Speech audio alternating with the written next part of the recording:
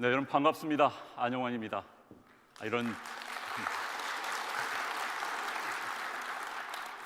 이런 중요한 토론의 사회를 맡게 돼서 저 개인적으로 굉장히 영광스럽습니다. 그렇지만 다른 한편으로는 굉장히 마음과 어깨가 무겁습니다. 보수의 위기라고 합니다. 사실 진보 좌파 쪽에서는 집권을 다 한 것처럼 그렇게 행동을 하고 있습니다. 제가 여러분께 묻겠습니다. 진보 좌파의 집권을 막을 수 있는 그런 후보를 지닌 정당 어느 정당입니까? 다시 한번. 자, 정치권에는 징크스가 있습니다. 바른정당은요, 후보를 최종 결정하는 게 이달 28일입니다.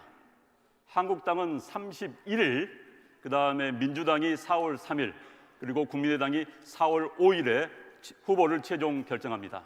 그런데 87년 이후 6명의 대통령이 나올 때마다 각 선거 때마다 가장 먼저 후보를 선출한 정당에서 대통령을 만들었습니다. 자, 이번에는 어느 정당에서 대통령이 나옵니까? 다시 한번. 자, 또 하나 질문 드릴게요. 지금 4 정당, 정의당의 5개 정당입니다. 5개 정당의 후보들 가운데서 평균 연령이 가장 젊은 후보를 가진 정당은 어느 정당입니까? 다시 한번. 자, 오늘 바른정당의 후보들 가장 젊은 분들입니다.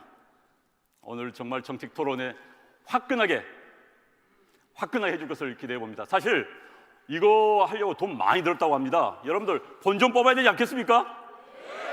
그래서 두 후보는 사실 괴롭습니다. 싸움 싫습니다. 그렇지만 정당의 흥행을 위해서, 또 여러분들을 위해서 본인들의 기량을 마음껏 발휘해 주실 것을 기대합니다. 그래서 이런 의미에서 큰 박수로 토론을 시작하도록 하겠습니다.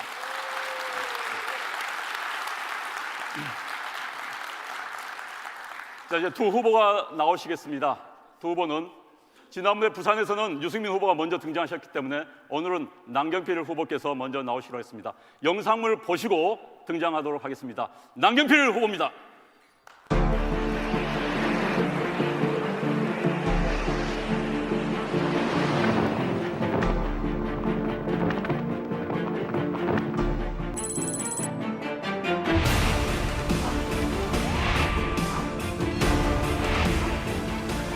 준비된 미래, 바른정당 대선 승리를 부르는 그 이름, 남경필.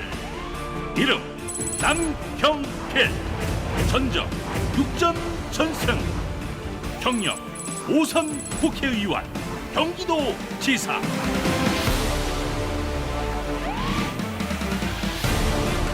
새로운 미래. 대한민국 수도를 이전합시다. 새로운 체제, 새로운 준비. 올해 시작합시다. 협치와 연정.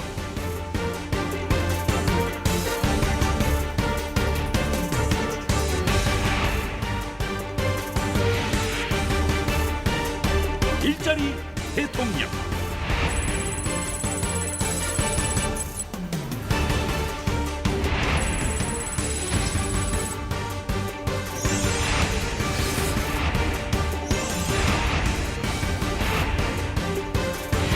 준비된 미래, 남경필. 분열과 대립의 시대를 끝내고 화합과 안정의 시대를 열겠습니다. 혁신으로 일자리 대통령이 되겠습니다. 대한민국의 새로운 시작, 남경필입니다.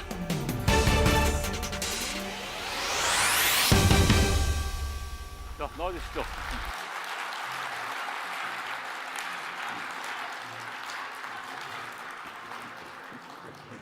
수고해 주세요. 자, 다음은 유승민 후보입니다.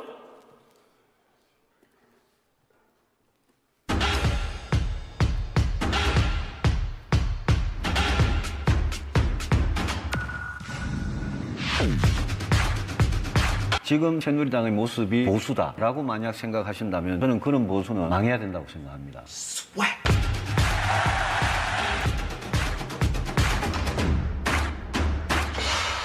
제가 꿈꾸는 보수는 정의롭고 공정하며 진실되고 책임지며 따뜻한 공동체의 건설을 위해 땀 흘려 노력하는 보수입니다.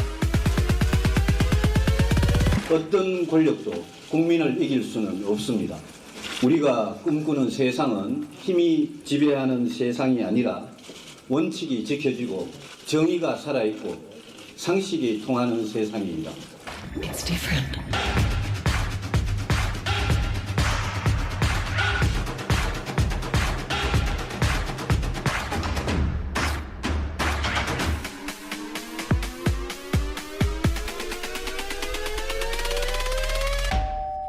경제를 살리고 안보를 지키는 대통령이 되겠습니다. 정의로운 민주공화국의 대통령이 되겠습니다. 저의 진심을 다해 용감하게 도전하고 반드시 승리하겠습니다.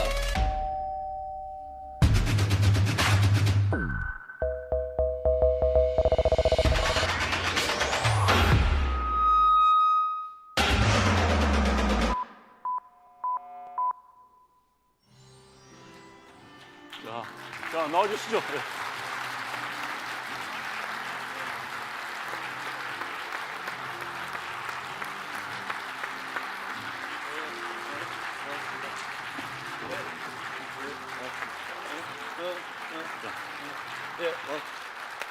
두 분 저기 악수해 주시죠. 카메라를 위해서 좀 악수. 네.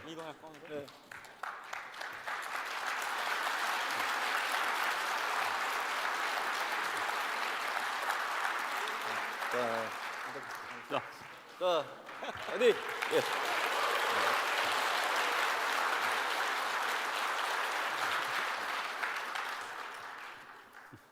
자, 이쪽으로 가시죠. 예. 자, 순서를 뽑도록 하겠습니다. 제가 이 순서 잘못하다가요, 제가 오해를 많이 받습니다. 그래서 공정하게 순서를 뽑도록 하겠습니다. 자, 어디 있나요? 자, 이렇게 보이는 것보다는 투명하게, 바른정당은 투명한 정당이 되니까 투명한 쪽으로 하도록 하겠습니다. 자, 두 분 오십시오. 먼저 남경필 후보님 먼저 오셨으니까 네. 하나 뽑아주십시오. 들고 계십시오. 자, 제가 셋둘 하나 하면 열어주십시오. 자, 여기는 A, B가 들어있습니다. A가 들어간 것을 들은 후보께서 먼저 속된 말로 축구로 말로 성공을 하도록 하겠습니다. 자, 셋, 둘, 하나. 자, 유승민 후보가 먼저 시작하도록 하겠습니다. 넣을까요? 이거 괜찮습니다.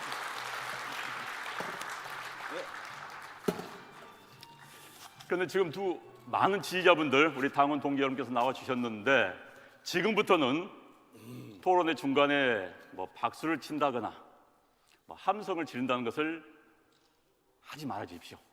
주최 측에서 저한테 그러면 퇴장을 시켜야 된다라고 말씀하셨는데 설마 우리가 퇴장이 할 수 있겠습니까? 많은 여러분들의 양식을 제가 기대하도록 하겠습니다.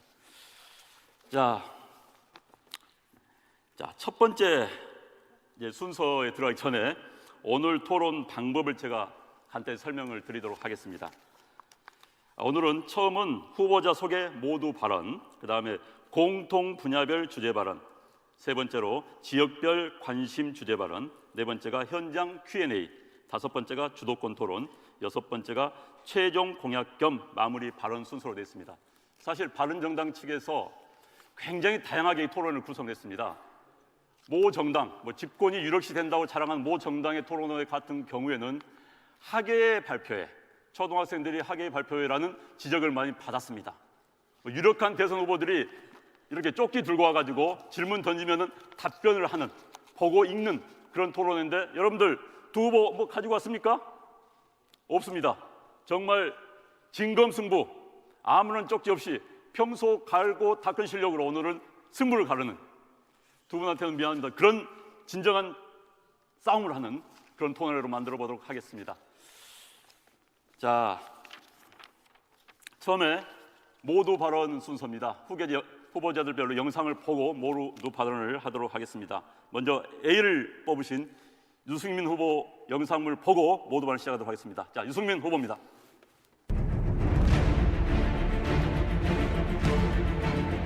이번 레이스에서 이제 이재명 시장님의 가장 강력한 상대는 누가 될 것 같습니까? 그 유승민 후보가 제일 유승민 의원 같은 사람이 유승민 의원 아무래도 유승민 후보가 되지 않을까 싶습니다.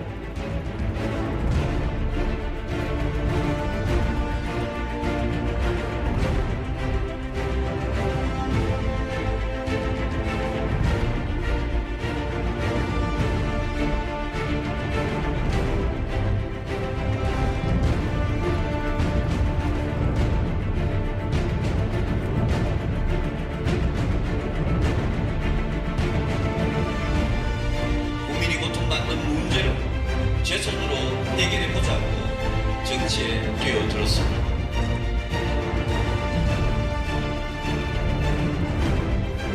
국민의 삶이 무너지는데 우리는 국민의 통증을 느끼지 못했습니다.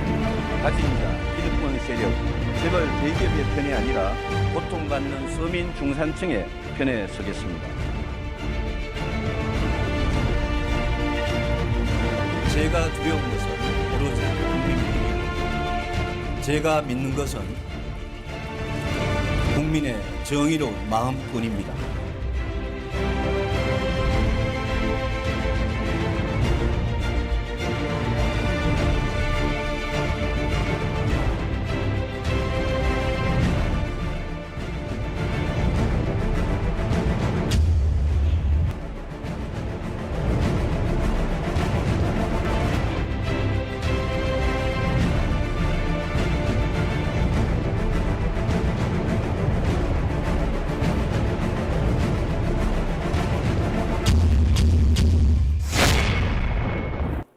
안녕하십니까.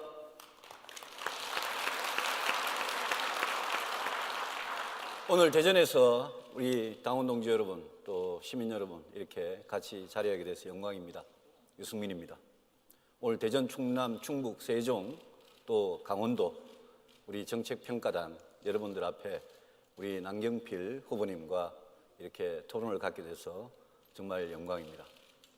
아까 많은 분들 말씀이 자꾸 싸우라 그러시는데 재밌게 하겠습니다. 지금 보수 위기입니다. 이 보수 위기는 박근혜 대통령과 소위 말하는 한 줌밖에 안 되는 친박이라는 세력들이 만든 위기입니다. 그 위기에 우리 바른정당이 지금 고전을 하고 있습니다. 그러나 저는 이렇게 생각합니다. 이 자리에 계신 우리 동지 여러분께서는 대한민국에서 가장 올바른 신념과 또 용기를 갖고 계신 분이라고 생각을 합니다.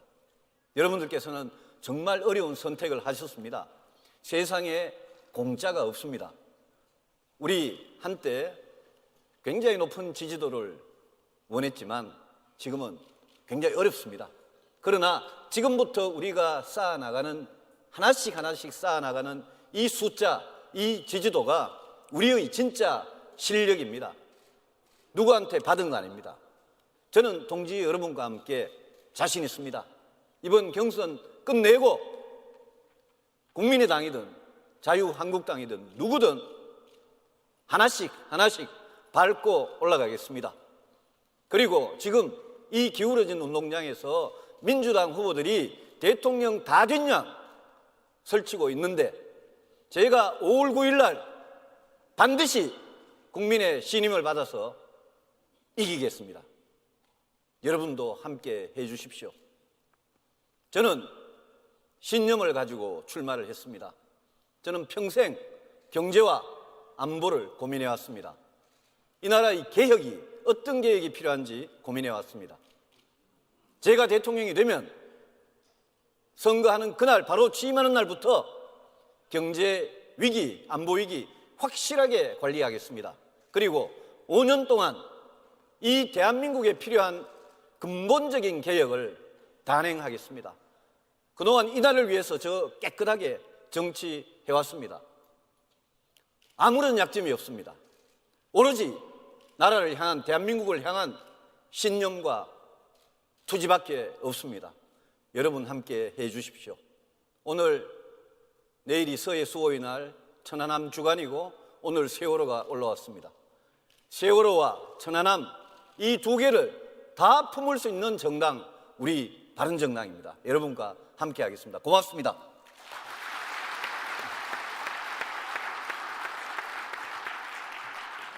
자, 다음은 남경필 후보입니다. 그대여 아무 걱정하지 말아요. 우리 함께 노래합시다. 그대의 아픈 기억들 모두 그대여 그대 가슴에 깊이 묻어버리고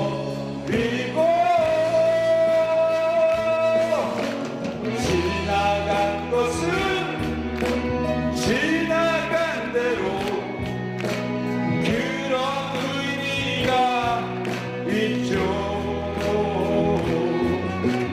떠난 이에게 노래하세요. 후회 없이 사랑했노란 말이에요. 우리 다 함께 노래합시다. 후회 없이 꿈을 꾸었단 말이에요.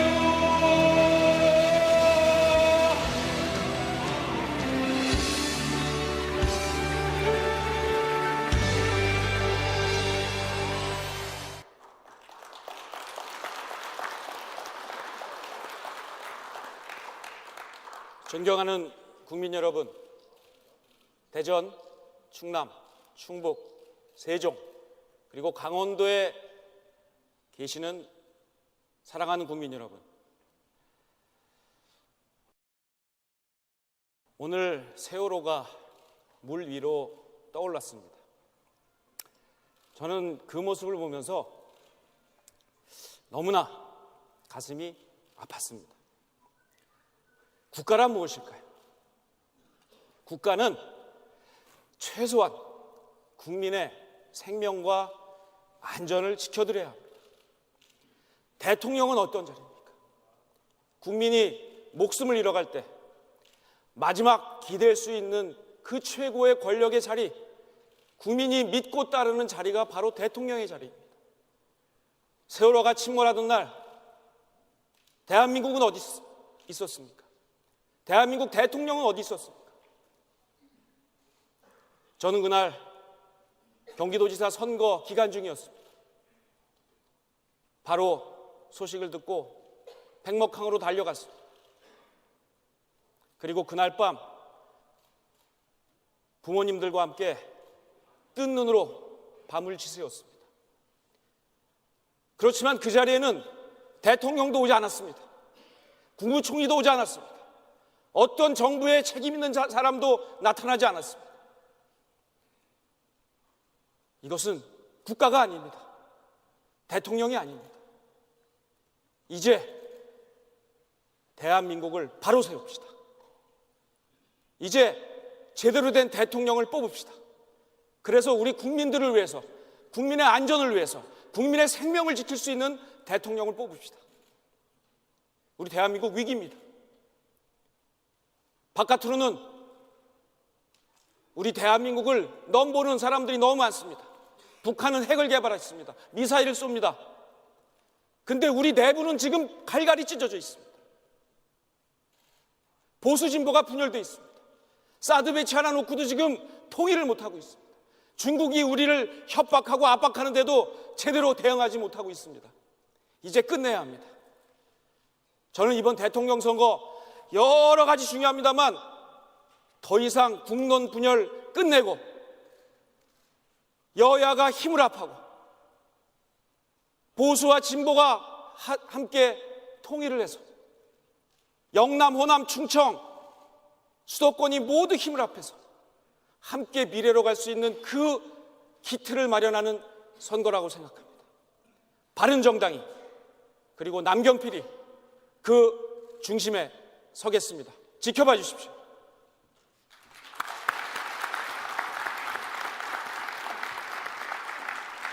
네, 두 분 말씀 잘 들었습니다. 다음은 이제 본격적으로 시작하도록 하겠습니다. 공통 주제별 토론을 시작하도록 하겠습니다. 사실 정치학자들은요, 대통령에게 필요한 능력이 통찰력, 비전 제시 능력, 그 다음에 카리스마 또는 소통 능력, 그리고 지적 능력을 이야기합니다. 지적 능력은 정책 능력을 이야기하는데, 대통령이라면 최소한 정책을 직접 만들지 못하더라도 정책을 이해하고 또 판단할 수 있는 능력이 있어야 되는 겁니다. 두 분은 그 점에서는 저는 믿어 의심치 않습니다. 그런데 오늘 이 자리에서 정책 이야기 다 들어볼 수가 없습니다. 시간이 너무 부족합니다. 그래서 저희들이 정책을 정치, 경제, 노동, 복지, 교육, 그리고 통일, 외교, 안보 하나, 이렇게 해서 6개로 정책을 나눴습니다. 나눴는데 6개 정책을 뭐부터 들어볼지 우리가 좀 헷갈리지 않습니까? 그래서 인생사, 복불복 아니겠습니까? 이걸 굴려가지고 여기에 나오는 정책을 두 분에게 묻고 답하는 그런 순서를 갖도록 하겠습니다. 자, 이번에 모두 발언은 유승민 후보께서 먼저 하셨으니까 이 공통 주제별 정책 발언은 남경필 후보께서 먼저 하셨습니다. 이것을 굴려가지고 바로 여기에 나온 주제를 하도록 하겠습니다. 그런데 조건이 있습니다. 지난번에 부산에서는 그때 경제를 뽑으셨죠. 그 다음에 복지를 뽑으셨죠. 그래서 두 주제를 빼고 나머지 4개 주제 가운데 선택해서 답변을 하도록 하겠습니다. 먼저 던져주시죠.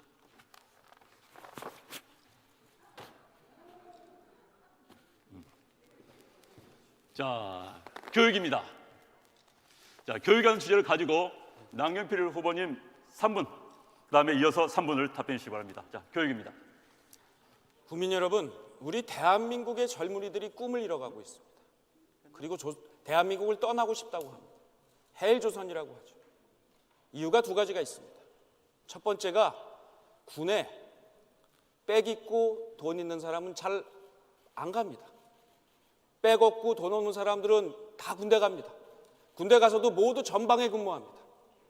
또 2번째가 아버지와 어머니의 재산과 교육 정도가 그대로 대물림을 하게 되는, 그래서 아버지가 잘 살면 아들도 잘 사는 이 대물림, 그 가운데 교육이 있습니다.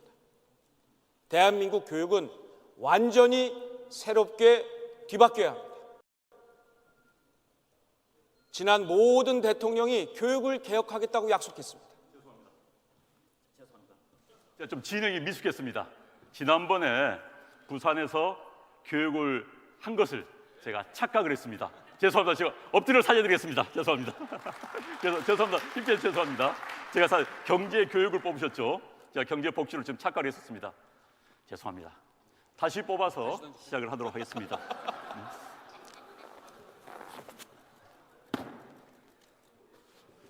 자, 정치입니다. 죄송합니다. 다시 한번 부탁을 드리겠습니다. 정치부터 시작하도록 하겠습니다. 네, 정치입니다. 제가 30초만 교육을 마저 하겠습니다. 왜냐하면 우리 시민 여러분들께서 TV를 보고 계시기 때문에. 중단해 주십시오. 이제 또 서로 간의 형평성 원칙 때문에. 예. 그래서 정치에 관해 3분 하시고 3분 하시도록 하겠습니다. 알겠습니다. 네. 대한민국에서 딱 하나만 잘못된 거를 고르라고 하늘이 저에게 능력을 딱 주시면 저는 이 정치를 확 바꾸고 싶습니다. 제가 많은 분들한테 여쭤봅니다. 누가 제일 미워요? 누가 제일 미워요? 정치인들을 너무 미워합니다. 저도 정치인입니다. 남말할 게 없습니다. 근데 왜 정치인들을 가장 미워하느냐? 첫 번째, 국민들하고 실질적인 관련이 없는 문제 갖고 엄청 싸웁니다. 매일 싸웁니다. 또 싸웁니다. 2번째, 말을 바꿉니다. 대통령이 되기 전, 대통령 그다음에 도지사 되기 전, 국회의원 되기 전, 그때는 그냥 이것저것 다 해주겠다고 약속해놓고 딱 되고 나면 말을 싹 바꿉니다. 그래서 이 대한민국의 정치를 확 뜯어고치겠습니다. 특히 지난 박근혜 대통령 탄핵 사태의 주범은 딴 데 있지 않습니다. 바로 정치에 있습니다. 정치의 최고봉인 대통령이 자신의 권한을 엉뚱한 데 쓰고 그리고 국민을 위해서 쓰지 않았습니다. 정치를 바꾸겠습니다. 그 정치를 바꾸는 핵심 뭐냐? 바로 권력을 분산하는 겁니다. 대통령 보십시오. 똑같습니다. 5명의 대통령이 똑같은 불행의 역사를 보여주고 있습니다. 그것은 권력이 집중돼 있고, 그래서 그 권력을 분산하겠습니다. 근데 대통령들이 다 약속했어요. 내가 대통령 되면 개헌하겠다, 권력을 분산하겠다. 약속을 지킨 사람이 한 명도 없습니다. 그러나 남경필은 다릅니다. 작은 권력을 나눠본 사람이 큰 권력도 나눕니다. 저는 경기도지사를 하면서 했습니다. 제가 도지사가 되면서 야당에게 부지사 추천 권한을 드렸습니다. 야당이 고민 끝에 처음엔 거부했습니다. 제가 석 달을 쫓아다니면서 한 분 한 분 한 분 만나서 대화했습니다. 석 달 만에 야당이 동의를 했습니다. 그래서 권력을 나눴습니다. 한 지붕 두 가족, 적과의 동침 너무너무 잘 됩니다. 싸울 일이 없습니다. 정치가 안정이 되니까 경제인들이 투자를 합니다. 아, 경기도에서 만든 정책은 도의회가 바로 통과시켜주는구나. 안정감과 미래에 대한 예측성 때문에 경제인이 투자를 합니다. 일자리가 만들어집니다. 대한민국의 절반의 일자리를 제가 경기도지사 하면서 만들었습니다. 바로 정치의 안정, 연정과 협치 해본 남경필이 대통령 만들어주시면 대통령의 권한을 완전히 나누는 협치형 대통령이 되겠습니다. 자, 이어서 3분 말씀해 주시죠.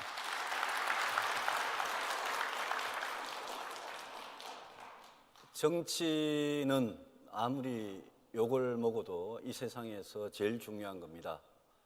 문제는 경제에 있고, 문제는 복지에 있고, 문제는 교육에 있고, 문제는 노동에 있고, 문제는 다 딴 데 있는데 그 해법은 정치에 있습니다. 저는 그래서 정치를 시작했습니다.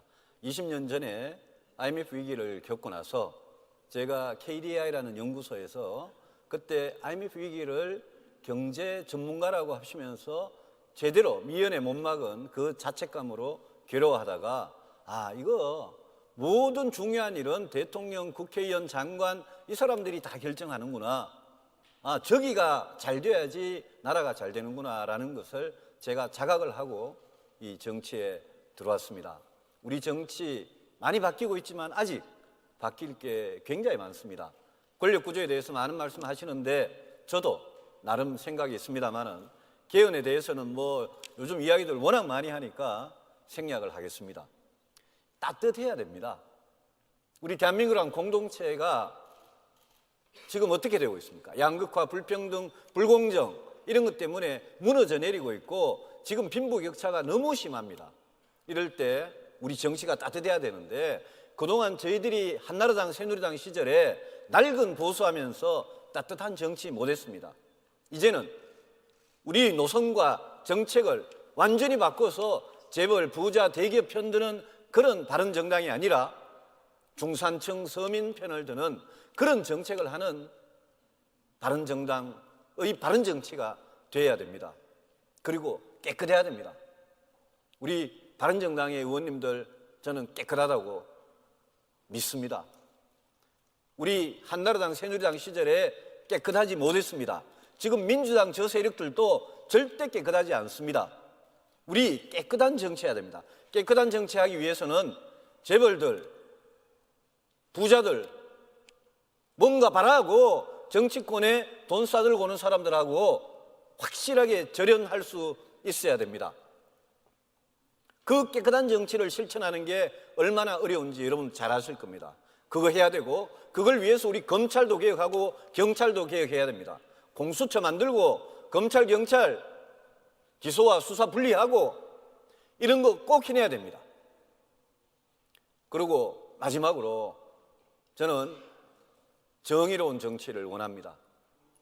그런 정치를 하기 위해서 우리 바른정당이 저는 앞장을 서고 제가 대통령이 되면 이 나라 정치가 정말 깨끗하고 따뜻하게 갈 수 있도록 하고 모든 권력기관에 대해서 대통령으로서 임기 확실하게 보장하고 정치적 중립 확실하게 보장하고 대통령은 손을 떼겠습니다. 그러면 나라가 잘 굴러갈 거라고 생각을 합니다.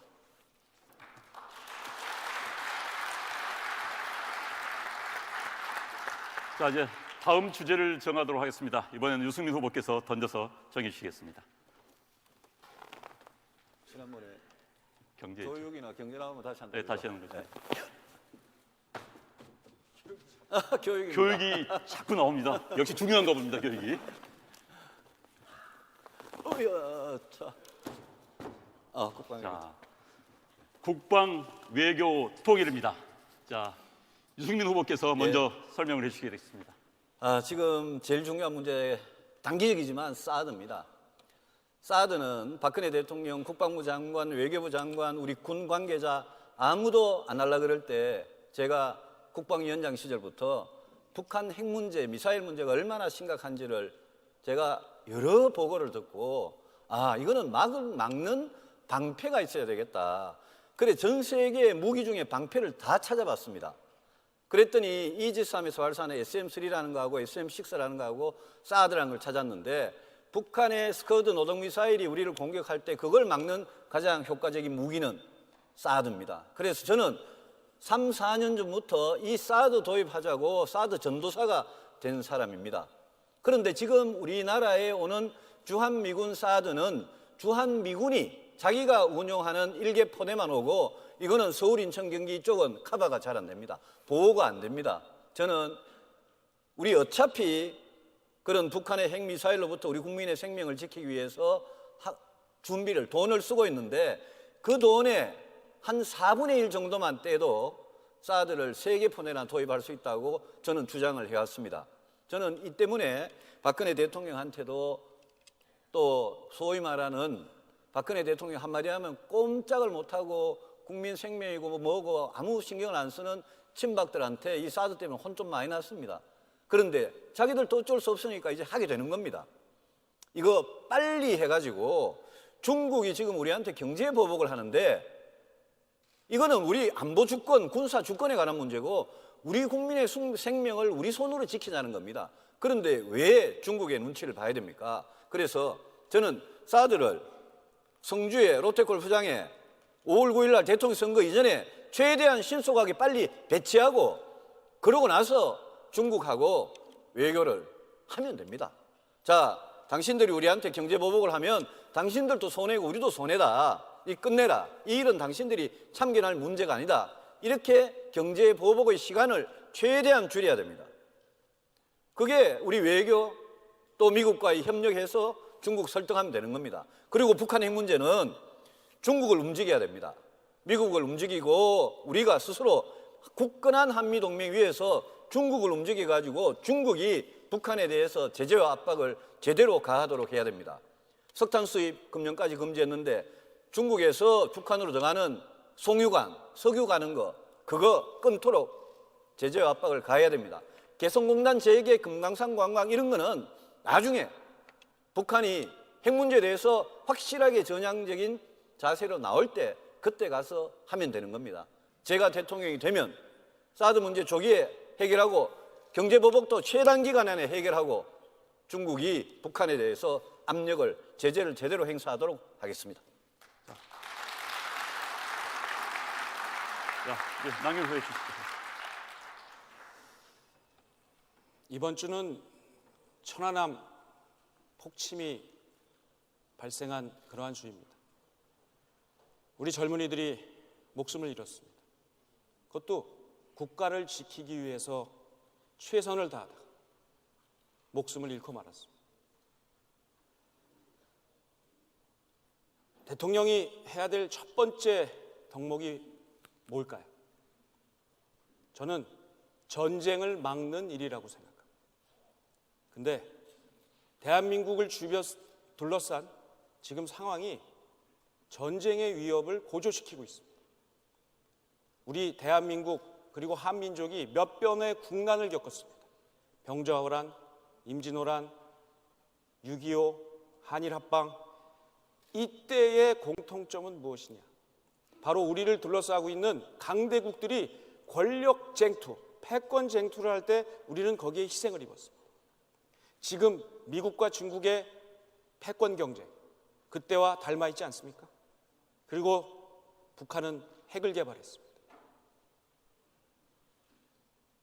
바로 외교, 안보, 정치 이게 하나로 모아져서 전쟁을 막고 국민의 안전을 지키는 것, 이것이 바로 대통령의 최고의 해야 할 의무입니다. 첫 번째, 어떤 나라도 스스로 무너지지 않습니다. 왜 무너지느냐? 내부의 분열 때문에 무너집니다. 우리 대한민국이 지금 내부가 분열되어 있습니다. 그래서 정치와 안보가 따로가 아닙니다. 사드 배치도 마찬가지입니다. 문재인 후보 같은 분 지금 사드 배치를 반대하고 있습니다. 문재인 후보 같은 분들이 지금 국가의 안보를 흔들고 있는 사람입니다. 문재인 후보만 사드 배치에 찬성해주면 사드 배치 국론은 하나로 통일됩니다. 그러면 중국이 우리한테 이렇게 압박을 못 가합니다. 지금 해야 될 일은 바로 정치를 하나로 모아서 국론을 통일하는 일입니다. 안보, 외교에 저는 외교위원장을 했습니다. 외교위원장 하면서 한미 FTA를 제가 통과시켰습니다. 한EU FTA를 통과시켰습니다. 그때 우리 대한민국의 국익을 최대한으로 끌어올렸던 경제, 외교의 결정판입니다. 그것을 반대했던 문재인 후보 지금 아무 얘기도 없습니다. 미국이 오히려 쩔쩔매고 한미 FTA를 바꿔달라고 합니다.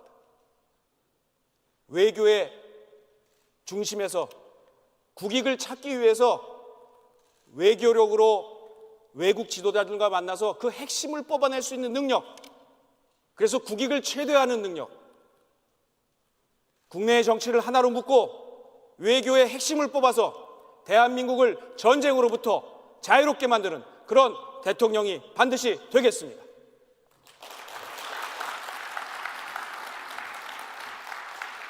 자, 두 분께서 정치 분야, 외교 안보 통일 분야에 대해서 평소에 공부해온 능력을 과감히 유감없이 보여주셨습니다. 다음은 지역 현안 자유 발언 순서입니다. 사실 충청권을 중원이라고 합니다. 중원을 장악하면은 대권을 잡는다고 합니다. 자, 오늘 두 분께서 충청권 민심을 찾기 위한 그동안 공부하고 고민해온 비전을 말씀해 주시기 바랍니다. 자, 이번 순서는 유승민 후보부터입니다. 예, 오늘은 뭐 대전, 충남, 충북, 세종에다가 강원까지 있는 날이니까 조금 골고루 간단하게 말씀을 드리겠습니다. 저는 수도 이전 이야기가 나왔을 때 저는 누구보다도 당시 한나라당에서 앞장서서 찬성을 했던 사람입니다. 그런데 이 수도 이전이 헌법재판소에 가서 2004년에 헌법 이거는 안 맞다. 그래서 위헌 판결을 받았습니다. 그래서 우리가 2005년에 해낸 게 행복도시법을 2005년 초에 통과시켰고 지금 세종시가 12년 전에 그런 일이 있은 다음에 탄생한 도시입니다. 이 문제에 대해서 저는 늘 우리 대전 충남 주민들과 함께 뜻을 같이 해왔습니다. 이 문제에 대해서 지금 다시 거론이 되고 있습니다. 다시 수도를 완전히 옮기자 이러는데요. 위헌 판결이 났기 때문에 이 헌법재판소 결정을 그렇게 뒤집기가 쉽지 않습니다.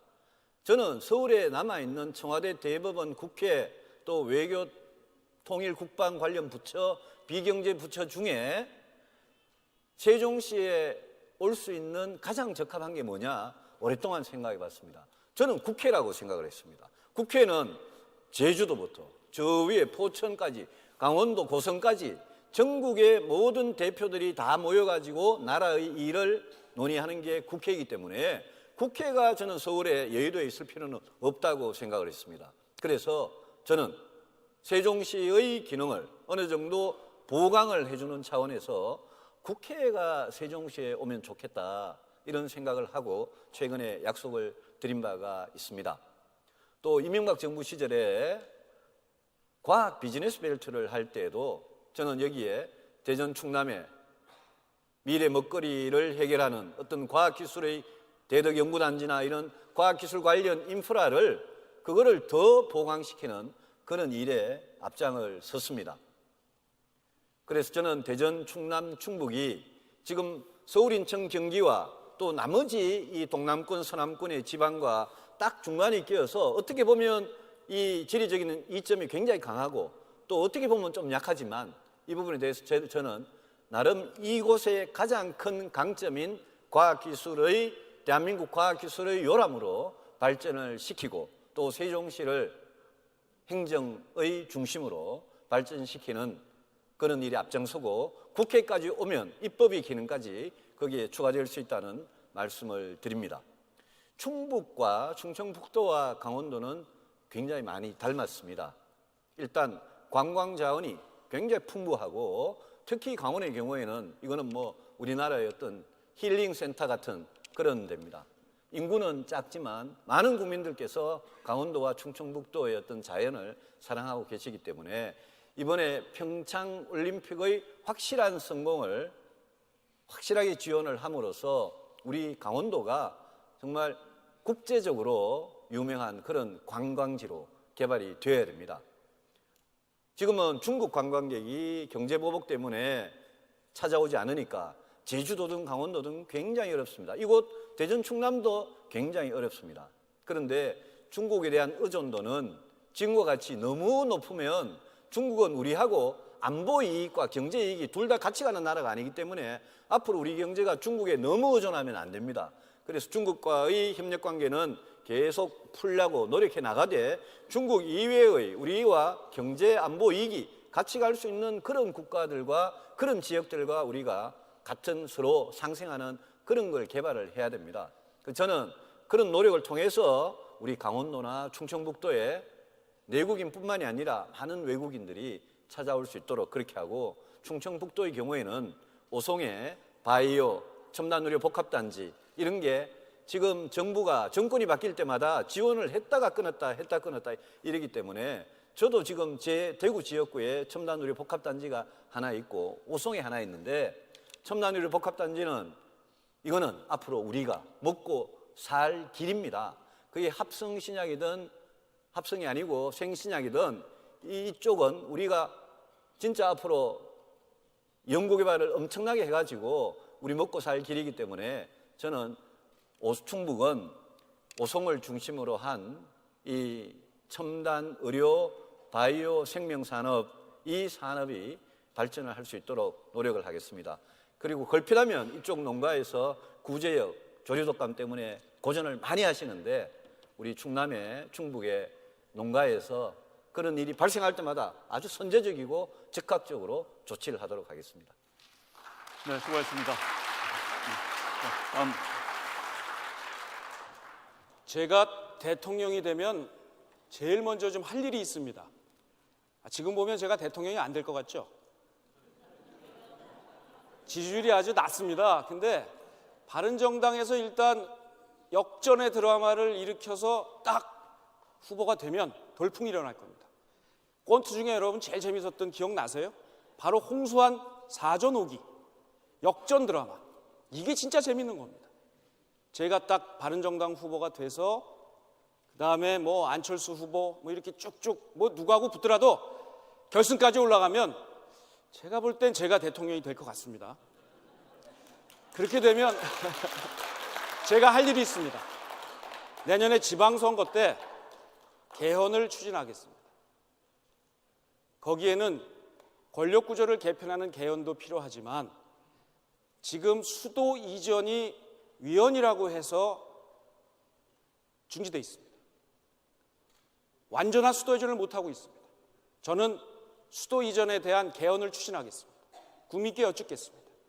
그리고 세종시로 명실상부하게 국회, 청와대, 행정부가 모두 옮기는 수도 이전을 추진하겠습니다. 아니 근데 경기도지사가 왜 수도 이전을 하자고 그러지?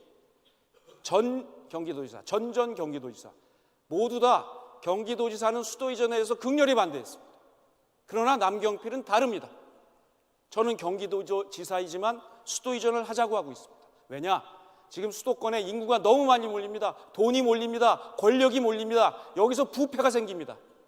또 하나, 수도권 주민들도 행복하지가 않아요. 사람이 몰리면 무슨 일이 벌어지느냐? 집값이 올라갑니다. 교통난이 벌어집니다. 사교육비가 올라갑니다. 미세먼지가 엄청 생겨요. 수도권의 주민들도 행복하지가 않습니다. 플러스 수도권은 점점 뚱뚱해지고 비대해지는데 지방은 말라갑니다. 서울대연구에 의하면 앞으로 30년 동안 30개의 지방자치단체가 없어진다고 합니다. 비극입니다. 같이 잘 사는 국토균형발전, 그 첫 번째 시작이 저는 권력의 중심으로, 행정의 중심으로 세종시를 확고하게 키우는 겁니다. 서울은 경제, 문화의 중심지로 가면 됩니다. 이렇게 해서 세종을 키우면 그 혜택을 누가 받느냐? 같이 받습니다. 대전은 4차 산업혁명 시대의 최고 첨단 기업들의 메카로 만들 겁니다. 제가 판교 테크노밸리 하면서 해봤습니다. 그거 경험으로 대전을 최고의 일자리 천국으로 만들겠습니다. 충북, 여기는 지금 바이오와 미용 잘하고 있습니다. 이것을 더더욱 발전시킬 수 있도록 하는 그러한 지원을 하겠습니다. 충남, 거긴 에너지와 국방의 메카가 되고 있습니다. 특화된 발전 전략을 갖고 있습니다. 여기에 정부가 지원을 해주면 됩니다. 강원, 평창 동계올림픽 반드시 성공시켜야 합니다. 강원도가 걱정하는 건 딴 게 아닙니다. 내년에 손님 안 올 거 봐 걱정합니다. 여러분 많이 가셔야 됩니다. 대통령 먼저 가서 전 국민이 내년 게임에 다 같이 동참해 줘야 합니다. 아울러 짓고 나서 그 경기장이나 인프라를 어떻게 할까, 여기에 대한 고민이 있습니다. 여기에 대해서 정부가 지원을 아끼지 않아야 합니다. 이렇게 국토를 균형 발전시켜야 합니다. 여기에 똑같이 또 필요한 게 있습니다. 이거는 뭐 대전, 충남, 뭐 충북, 세종, 강원의 문제가 아니라 전국적인 문제이기도 합니다. 뭐냐? 대학을 균형 발전시켜야 합니다. 지금 서울대와 서울에 있는 대학들이 제일 위에 있고요. 지방 대학들은 지금 꼬레비에 있습니다. 옛날에는 안 그랬어요. 옛날에는 그 지역의 국공립대학을 나오면 그 지역에서 자기 일자리 갖고 충분히 평생을 먹고 살았습니다. 지금은 모든 젊은이들이 서울로 갑니다. 서울과 경기도 외에는 지금 없습니다. 젊은이들이. 그 중심에 대학이 있습니다. 제가 대통령이 되면 지방 국립대, 충북대, 충남대, 강원대 이런 대학을 명실상부한 지역의 명문 대학으로 만들겠습니다. 어떻게 하느냐? 서울대가 지금 너무 집중되어 있는 것을 좀 분산시켜야 합니다. 파리 1대학, 파리 2대학, 파리 3대학처럼 전국의 대학들 잘 발전시켜서 산업과 일자리와 대학과 연구기관이 몽땅 하나로 뭉쳐진 산학연 클러스터를 전국 곳곳에 만들고 그 중심에 우리 충청이 있도록 하겠습니다.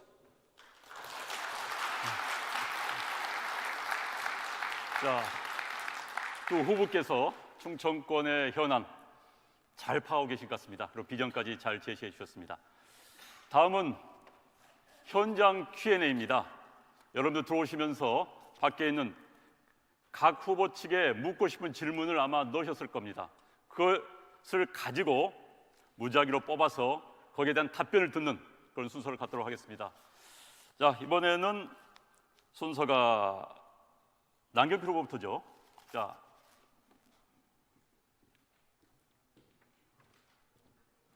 하나를 뽑으셔가지고 저한테 주십시오.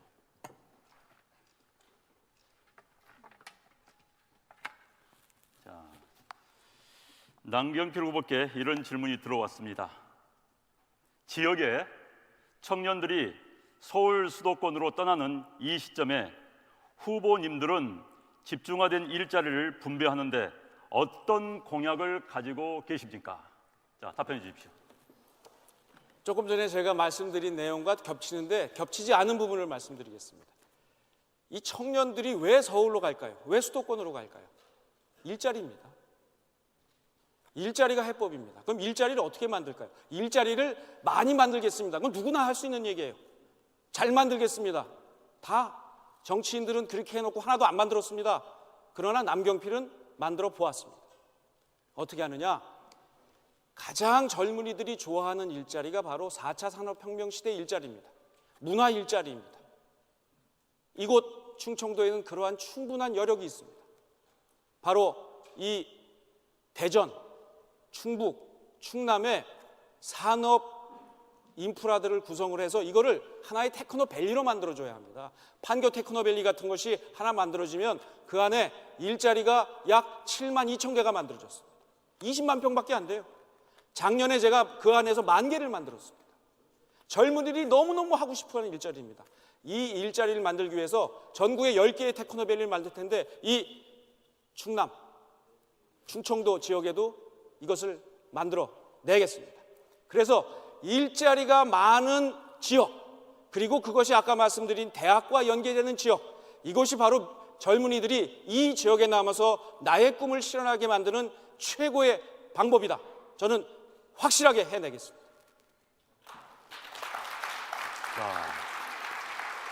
자, 다음 유승민 후보께 들어온 질문 하나 고르도록 하겠습니다. 자, 골라서 저에게 주십시오.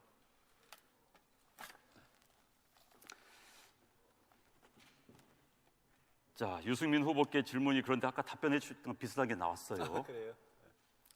사드 반대에 대한 후보님의 입장, 그리고 중국 반발에 대한 실질적 해결 방안은 그래요. 예. 이걸 하시겠습니까? 다른 거 한번 고르시겠습니까? 뭐 아까 다 했던 거라 가지고 딴 거 고를 수 있으면 딴 걸 고르셔도 되겠습니까? 네, 그럼요. 예. 자, 그럼 바꿔서 할까요, 그러면? 자,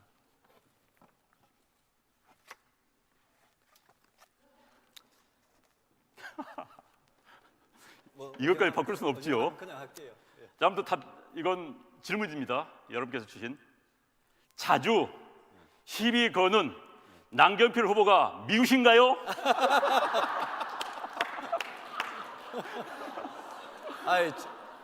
아이 저도 사람인데 요즘 너무 막 까칠하게 나오니까 속으로 조금 밉죠. 미운데 좋아한 세월이 하도 오래돼 가지고요. 제가 2000년 2월에 당의 예대연구 소장을 왔을 때 그때부터 우리 남경필 지사님 또 원희룡 지사님 저는 늘 두 분하고는 정말 친형제같이 지냈습니다. 그래서 좋아한 세월이 워낙 오래돼서 지금 조금 적하지만 경선 끝나고 나면 뭐 하루도 반나절도 안 지나가지고 다 회복되지 않겠느냐 그렇게 생각합니다. 맞죠? 저는 지금도 안 미운데요. 예, 그래 생각합니다. 예, 뭐 그 정도 하겠습니다. 예. 아이고, 시간을 세이브 주셔서 감사합니다. 자, 그러면 이제 다음은 당 홈페이지에 올라온 질문을, 이거 공통 질문입니다. 먼저 제가 읽으시면은 다음 순서는 남경필 후보 답변해 주시고 유승민 후보 답변해 주시고 각각 하나씩 제가 2개를 질문을 던지도록 하겠습니다. 자, 작성자 BBBB입니다. 선거 연령을 18세로 하향하기 이전에 제도적으로 아무것도 갖춰지지 않는 지금, 그것도 대선을 앞두고 선거권 18세로 하향 조정한다는 것은 대선에서 어떠한 이익을 취하기 위한 계산된 행동이 아닐까 하는 의심이 들지 않을 수가 없네요. 급하게 선거 연령을 낮추기보다 그 전에 제도적 기반을 마련해 놓은 다음 생각해도 늦지 않을 것이라 보는데 후보분들은 어떻게 생각하시는지요? 자, 답변해 주십시오. 네, 이 말씀은 아주 합리적인 말씀이십니다. 그래서 뭐 학제를 개편해서 고3이 이 선거 연령에 들어가지 않도록 조정한 이후에 선거 연령을 낮추는 것, 이건 굉장히 합리적인 안입니다. 그렇지만 이 합리적인 것 다 조정하고 나서 하면 언제쯤 우리 18세들은 투표를 할 수 있을까요? 그래서 저는 이번 바른정당이 이 국민들께 실망을 끼쳐드린 것 중에 하나가 이 18세 이하 법을 제대로 처리하지 못한 것, 거기에 대한 입장을 제대로 정하지 못한 것에 있다고 봅니다. 왜냐하면 우리 젊은이들은, 제가 지난번에 촛불 집회에도 가보고요, 젊은 이 학생들 만나보면 지금 고3들이 스스로의 인격체로서 훌륭합니다. 스스로 결정할 수 있습니다. 그리고 모든 OECD 국가의 지금 선거 연령이 18세 이하로 좀 낮아지고 있는 추세입니다. 그렇기 때문에 우리 대한민국도 이제 선진국을 지향하고 있는 나라에서 18세 연령 이하로 가는 게 맞습니다. 근데 이미 이 얘기는 끝났습니다.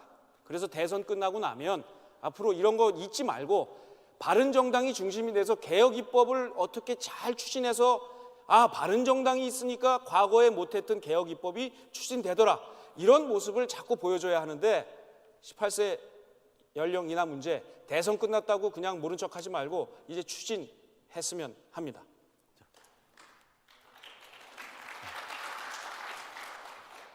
선거 연령 18세로 한 살 낮추는 것은 저는 일관되게 찬성을 해왔습니다. 다만 바른정당 창당 초기에 이 문제에 대해서 이야기를 하다가 우리 내부에서 마치 이견이 있는 것 같이 보여서 이게 당론으로 채택이 안 되는 바람에 우리가 국민들 보기에 상당히 혼선을 빚는 것 같이 비춰졌습니다. 저는 그 부분 굉장히 아쉽게 생각합니다.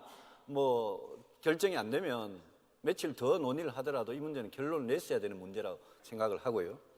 18세면 여러분들 너무나 멀쩡합니다. 이번에 촛불 시위든 보면요, 중학교 3학년에 나와서 이야기할 때도 보면요, 물론 충분히 성숙되지 않았겠지만 지금 18세는 저는 정치적인 판단은 충분히 할 수 있는 나이라고 생각을 하고, 거기에 덧붙여서 꼭 말씀드리고 싶은 거는 과거의 한나라당, 새누리당하고는 달리 우리 바른정당은 젊은이의 표를 겁내는 정당이 되면 절대 안 된다고 생각합니다.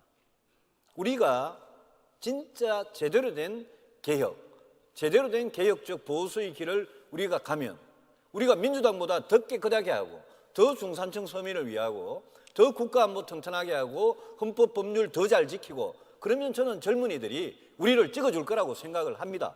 그 자신감을 가지고 우리가 개혁에 앞장서는 그런 데 주력을 해야 된다고 저는 생각을 합니다. 이 문제는 죽은 문제가 아닙니다.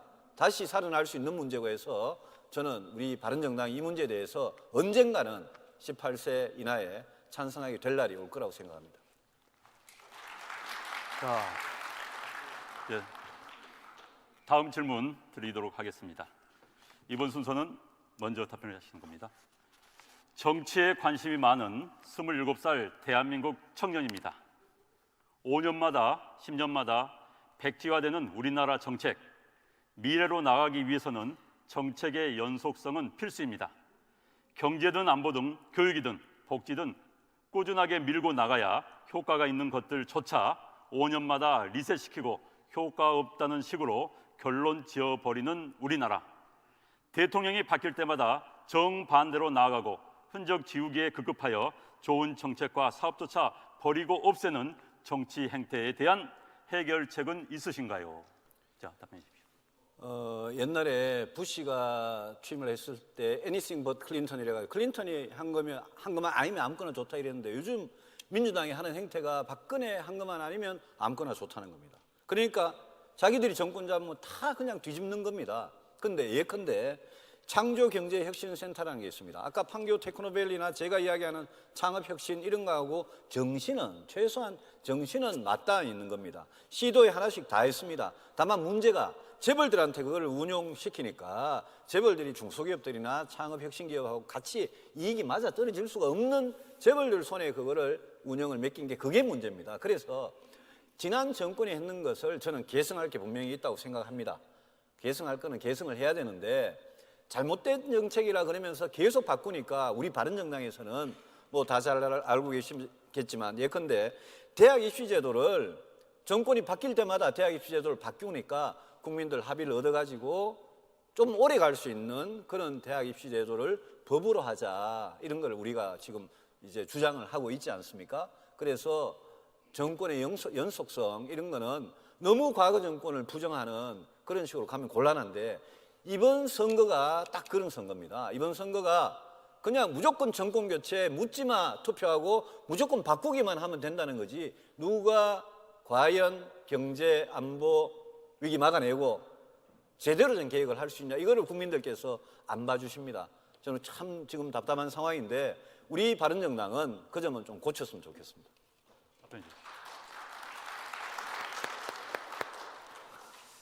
2000년대 초반에 독일의 총리가 슈레더 총리였습니다. 이분이 좌파입니다. 근데 총리 되고 나서 밤잠이 안 오더래요. 왜냐? 독일 경제가 좀 떨어지고 통일 때문에 돈도 많이 들고, 고민 끝에 이분이 개혁을 합니다. 2010년 미래를 위한 독일의 개혁, 그래서 아젠다 2010이라고 합니다. 근데 그 사령탑을 누구로 앉히냐? 하르츠라는 복스베겐이라는, 마치 우리나라로 치면 정주영 회장 재벌 대기업 오너를 거기 앉힌 겁니다. 사령탑으로. 그런 다음에 이분이 우파 개혁을 합니다. 그래서 노동 유연성을 주장합니다. 그리고 독일의 경제가 살아납니다. 근데 이분은 좌파 그 노동자들의 반발에 부딪힙니다. 그리고 선거에서 붙어서 다음번 선거에서 집니다. 그래서 대통령이 된 분이 메르켈 총리입니다. 메르켈 총리는 우파입니다. 근데 이 메르켈 총리가 취임 일성으로 한 게 뭔지 아십니까?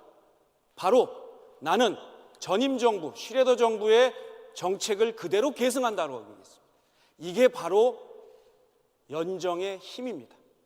정치를 연정하고 협치하면 서로 20년짜리, 30년짜리 정책을 펼칠 수가 있습니다. 경기도가 지금 그렇게 하고 있습니다. 대한민국이 그게 필요합니다. 제가 대통령이 되면 연정을 하겠습니다. 여야를 뛰어넘는 30년 교육정책, 노동정책, 통일정책, 국방정책을 반드시 만들겠습니다. 자, 두 분께서 갑자기 주어진 질문에도 아주 뛰어나게 답변을 잘 해주셨죠. 여러분들 만족하십니까? 큰 소리로 다시 한번 만족하십니까? 자, 이제부터가 여러분들이 기다리던 본선 진짜 매치입니다. 사실 TV 토론은요, 안방에서 그냥 싸우는 겁니다. 지금부터는 주도권 토론을 시작하도록 하겠습니다.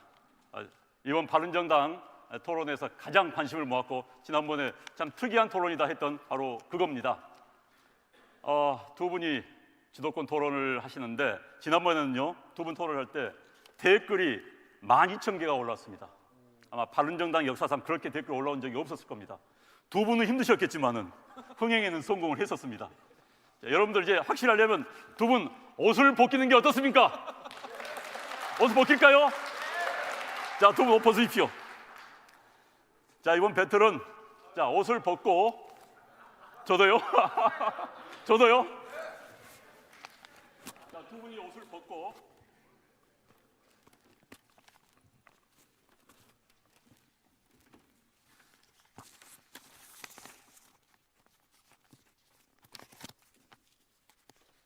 팔도 걷으려면 네, 팔도 걷으셔도 됩니다. 뭐 넥타이를 풀어젖혀도 상관이 없습니다. 자, 두 분에게 주어진 시간은 15분, 15분입니다. 주도권 토론인데 지금 순서를 이제 파트별로 하다 보니까 이번에는 지난번에도 유승민 후보가 하셨는데 또 순서가 이렇게 됐어요. 이번에 Q&A를 순서를 바꾸다 보니까. 그런데 이제 주도권 토론하면 먼저 질문하시는데 말한 만큼 시간이 속된 말로 까집니다. 15분간을 최대한 활용을 하셔야 됩니다. 지난번 보니까 질문 주제가 들어오면은 또 한쪽 분은 거기에 답변해야 된다는 의무감이 있으신 것 같은데 전혀 상관없습니다. 안면 까도 상관이 없습니다. 이런 질문이 들어왔을 때 자기 하고 싶은 말씀 하셔도 상관이 없습니다. 15분간을 최대한 활용을 하셔가지고 토탈 30분 동안 두 분이 정말 갈고 닦은 사각의 링에서 TV 토론하고는 틀립니다. 여긴 사각의 링입니다. 바로 당원 동기 여러분들의 호흡과 땀과 그 열정을 함께 느낄 수 있는 그런 무대입니다. 그럼 시작을 하도록 하겠습니다. 예. 유승민 후보의 성공입니다. 우리 남원보님 아까 경기도지사를 하시니까 지방에서 많이 돈과 사람과 권력이 다 모인다 이 말씀 하셨거든요. 그런데 이제 제가 몇 번 지적을 했지만 경기도 일자리는 사실 지방에서 많이 올라오지 않습니까? 그리고 뭐 서울에서도 오고 그래서 그걸 뭐 지금 따지자는 게 아니라 우리가 이래 모인 김에 우리 이야기만 할 게 아니라 문재인 후보 공약에 대해서 한번 남후보께서 한번 시원하게 비판 좀 해봐 주시기 바랍니다. 문재인 후보는 국민 세금으로 공무원 일자리를 81만 개 만든다 그랬는데 지금 중앙정부, 지방정부 합쳐가지고 지금 현재 공무원이 100만인데요. 그거를 5년 만에 81만 개를 그것도 국민 세금으로 22조 원을 써서 할 수 있다 그러는데 22조 원이 이제 이명박 정부 때 4대강 들어간 예산인데 그걸로 하겠다는 건데 그 예산이 턱없이 사실은 부족한 게 공무원 뽑아놓으면 해고할 수 없지 않습니까?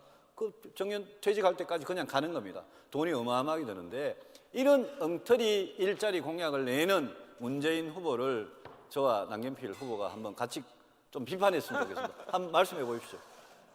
그 문재인 후보 공약은 지금 뭐 그 유승민 후보 말씀하신 대로 엉터리입니다.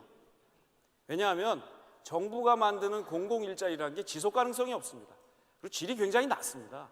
그래서 이거는 만들어 놓으면 금방 없어지고 결국에 나중에 보면 밑 빠진 독에 물 붓기가 됐죠. 그래서 뭐 저는 언급할 가치가 없고 안철수 후보 제 공약을 좀 얘기를 해보자면 그분은 또 기업이 알아서 다 하라고 그러는데 이것도 사실은 시대착오적입니다. 정부가 다 하는 시절, 기업이 다 하던 시절 이거를 뛰어넘는 게 바로 새로운 미래 방향입니다. 이게 이제 경기도에서 하고 있는 거라 제가 시간이 주어져 있으면 그걸 좀 설명을 드릴 텐데 오늘은 제한되어 있기 때문에 정부가 지원을 해주고 정부가 플랫폼이라는 지원을 해주고 기업이 와서 일자리를 만들도록 하는 것 이것이 바로 제가 갖고 있는 경기도의 일자리 노하우인데요. 대통령이 되면 전국에 펼쳐 보이겠습니다. 근데 제가 하나 여쭤보고 싶은 거는 그 지방 있지 않습니까? 지방은 저는 경기도와는 일자리를 만드는 그 방법이나 어려움이 훨씬 더 큰 것 같거든요. 그래서 지금 이제 수원에서 국회의원을 5번 하시고 경기도지사를 하시니까 저는 경기도는 어쨌든 대한민국 전체가 어려워도 경기도는 평균보다는 덜 어렵다고 생각하는데 지금 이곳 대전, 충남, 뭐 대구, 경북, 부산, 울산, 경남, 광주, 전남 이런 데 가면 진짜 지방은 어려워. 아까 지방대학의 어려움에 대해서 말씀 잘하셨는데 이곳 대전만 해도 여기 있는 이 지방의 거점 대학에서 정말 그 거점 대학이 경쟁력이 서울에 있는 대학 못지않아야 되는 거 아니겠습니까? 그래서 조금 이 지방의 일자리 창출에 대해서 그냥 판교 테크노밸리를 그냥 옮겨놓을 수는 없을 거야 아마. 그래서 그걸 좀 한번 설명을 해주시겠습니까? 그거는 제가 이제 지난번에도 말씀드렸듯이 네. 정부가 재정을 투입해서 공단의 땅값을 낮추는 방법이 제일 훌륭한 방법이고요. 뭐 그런 구체적인 방법을 다 말씀드릴 수가 없기 때문에 제가 거꾸로 질문을 좀 드리겠습니다. 이 대구 경제가 엉망인데 직접 그렇게 말씀도 하셨고요. 꼴찌라고 그러셨잖아요. 꼴찌. 예. 근데 경제 전문가이시고 16년 동안 대구에서 국회의원을 하셨는데 책임감을 느끼셔야 될 텐데 대통령으로서 경제 전문가, 경제 대통령이 되시겠다고 하는데 과연 국민들이 밀어주실까? 과연 거기에 대해서는 반성, 혹시 경제 전문가로서 좀 부족했던 거 아닌가? 어떻게 생각하십니까? 대구 경제는 진짜 어렵습니다. 진짜 어려운 게 이게 구조적으로 대구가 갖고 있는 업종 자체가 기계나 전자부품이나 섬유 이런 게 이렇게 뭐라 그럴까요? 이렇게 혁신적으로 좀 바뀌질 못했습니다.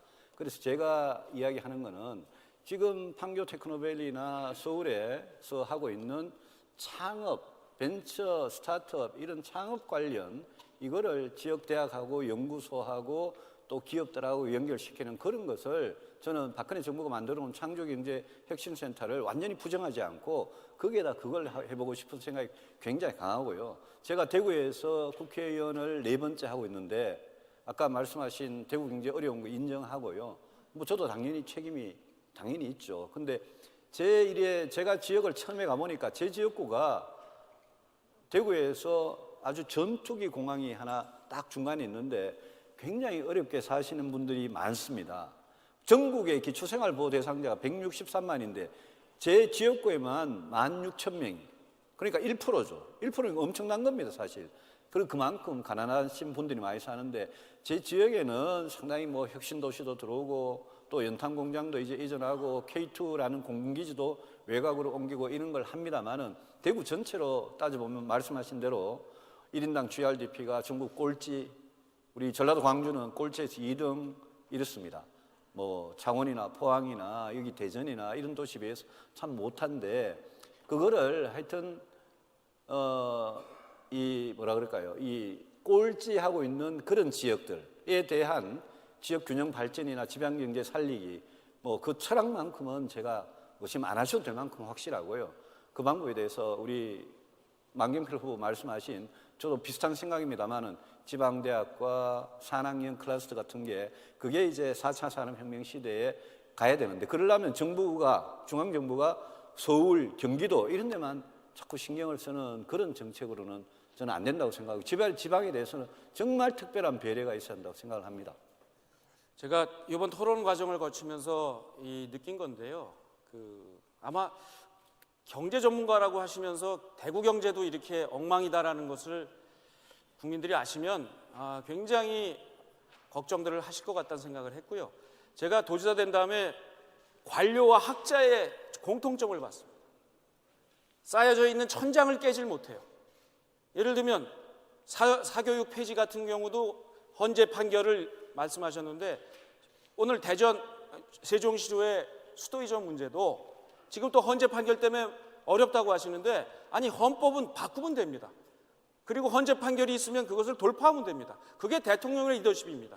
그래서 제가 말씀드린 대로 학자로서 너무 이론만 하고 정치 리더십은 부족한 게 아닌가 이렇게 말씀을 드렸는데 한번 세종시로의 수도 이전은 생각 안 하고 계십니까? 청와대 옮기면 안 될까요? 예, 답해도 될까요? 예. 저보고 이제 학자다 이러고 분석 잘한다 했는데 저는 뭐 덕담으로 알아듣겠습니다. 우리 정치인들이 공부를 너무 안 해가지고 제가 국회에서 공부 제일 열심히 하는 국회의원인데 이 대통령이 뭔가 판단을 할 수 있는 능력이 있어야 되는데요.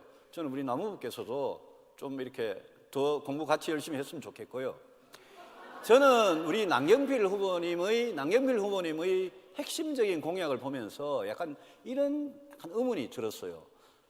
대통령이 되면 당장 지금 부실기업 어떻게 하고 가계부채는 어떻게 하고 이 경제 위기, 안보 위기 어떻게 하고 또 개혁을 하더라도 진짜 실현 가능한 개혁을 어떻게 하느냐, 이걸 가지고 5년 동안 진짜 혼신의 힘을 다해야 되는데 우리 남경필 후보님 내신 공약은 핵심 공약이 모병제, 사교육 금지 법, 수도 이전, 세 개 다 이게 위헌이거나 헌법에 못하도록 되어 있는 거예요. 그래서 왜 지금 이 대한민국이 할 일이 굉장히 많은데 왜 하필 그렇게 헌법에 저촉되는 것만 세 개를 골랐냐, 그게 제가 좀 의문이에요. 그러니까 제 공약을 잘 안 읽으셔서 그런데요. 다른 핵심 공약이 많아요. 근데 아마 후보님이 보시기에 이게 워낙 충격적이고 미래 가치니까 깜짝 놀라셨겠죠. 다른 핵심 공약들 많습니다. 제 핵심 공약은 일자리 대통령입니다. 일자리를 만드는 게 최고죠. 근데 후보님이 다시 말씀을 안 하시는데, 아니 세종시로 수도를 다 이전하는 정책에 대해서 오늘 충청에 계시는 유권자 앞에서 그거 왜 안 되는지 하면 안 됩니까? 다 수도 이전하면 안 될까요? 개헌하면 안 될까요? 어차피 개헌하는 거 찬성하시잖아요. 개헌은 대통령 혼자 하는 건 절대 아닙니다. 국회 3분의 2 이상 찬성해야 되고 국민투표 통과해야 되고요. 그래서 만약 남경필 후보 같은 분이 대통령이 돼가지고 서울에 있는 수도 완전 몽창 옮기겠다, 왕창 옮기겠다 이러면 그거는 어차피 헌법을 통과해야 됩니다. 제가 말씀드리는 국회 이전이 저는 훨씬 설득력이 있다고 생각합니다. 국회는 전국토 이 중심에 잡고 있는 세종시 정도의 국회가 오면 여기 있는 경제부처와 여기 있는 여러 가지 공공기관들과 협력을 해서 할 수 있고, 나머지 아직 남북이 군사적으로 이렇게 대치되어 있는데 외교, 국방, 청와대 이런 거는 저는 서울에 있어도 된다고 생각합니다. 통일 이후도 생각해야 되고요. 그래서 저는 그 점에 대해서는 100% 다 옮기는 거는 저는 찬성할 수 없다. 국회는 옮기겠다. 그 말씀 오래전부터 들어왔습니다. 예.